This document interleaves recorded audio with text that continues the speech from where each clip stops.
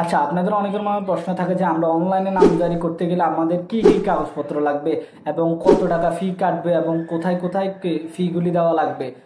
সালাম আলাইকুম রহমতুল্লাহি বারাকাতুহু। আপনারা সকলকে জানাই বিদ্রোহ এডুকেশন চ্যানেলে স্বাগতম। তো আজকের ভিডিওতে কি দেখাতে যাচ্ছে সেগুলি আপনারা এতক্ষণ হয়তো বুঝে গিয়েছেন।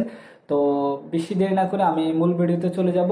তো আজকের ভিডিওতে দেখাবো যে কিভাবে আপনারা অনলাইনে কোন ওয়েবসাইট থেকে আপনারা আবেদন করবেন নামজারির জন্য এবং আপনাদের কি কি কাগজপত্র লাগবে এবং কত টাকা আপনাদেরকে কোন কোন জায়গায় প্রদান করা লাগবে।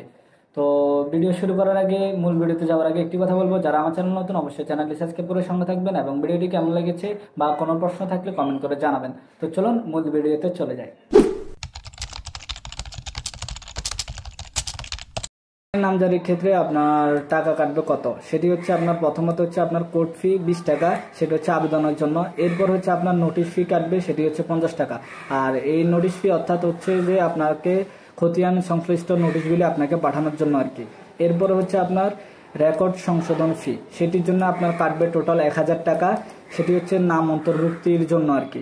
এরপরে হচ্ছে আপনার খতিয়ান কপি ফি, সেটি হচ্ছে 100 টাকা। সেটিতে আমি আপনাদেরকে গত ভিডিওতে দেখিয়েছিলাম যে কিভাবে আপনারা খতিয়ান অনলাইন থেকে ডাউনলোড করবেন এবং কত টাকা কাটবে, ঠিক আছে। আর আপনারা চাইলে সেই ভিডিওটি দেখতে পারেন কিভাবে অনলাইন থেকে খতিয়ান ডাউনলোড করবেন এবং কত টাকা কাটবে আর কি, মানে কত টাকা বলতে 100 টাকায় কাটবে। আর এরপরে হচ্ছে আপনারা যদি ডাক বিভাগের মাধ্যমে আপনার কাছে আনতে চান ওই ক্ষেত্রে 40 টাকা হয়তো বাড়তি কাটতে পারে।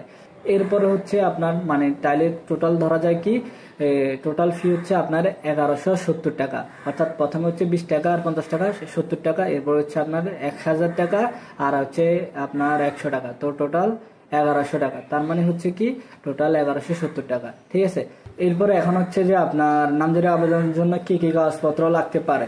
তো প্রথমত হচ্ছে আপনার জাতীয় পরিচয়পত্র, এরপরে হচ্ছে আপনার জমির খতিয়ান বা পর্চা, তো এরপরে হচ্ছে আপনার দানপত্র বা বিক্রয় দলিল, অর্থাৎ আপনি বিক্রয় করেছেন বা মানে কারো থেকে ক্রয় করেছেন মানে বিক্রয় দলিল লাগবে, অথবা আপনার দানপত্র অর্থাৎ দান করেছেন এরকম কোনো পত্র লাগতে পারে।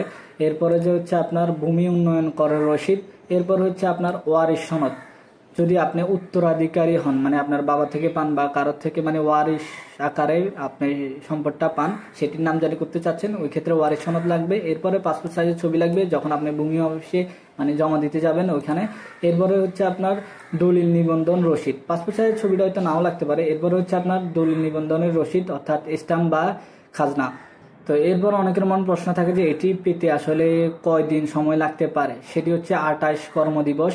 অর্থাৎ আপনার কর্মদিবস বলতে বোঝায় সরকারি ছুটির দিন বাদে আর যে কাজগুলি মানে যে দিনগুলি আছে সেগুলি কর্মদিবস বলে। আর এই কর্মদিবস মানে আপনার এটি নামজারির জন্য টোটাল 28 কর্মদিবস লাগবে, ঠিক আছে।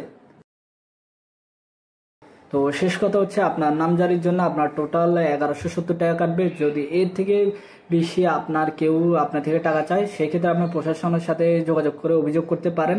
আশা করছি এই ক্ষেত্রে আপনারা সাবধান থাকবেন। আর ভিডিওটি কেমন লেগেছে অবশ্যই কমেন্ট করে জানাবেন। আর কোনো সমস্যা থাকলে অবশ্যই জিজ্ঞেস করবেন কমেন্ট বক্সে। ধন্যবাদ, সালামু আলাইকুম।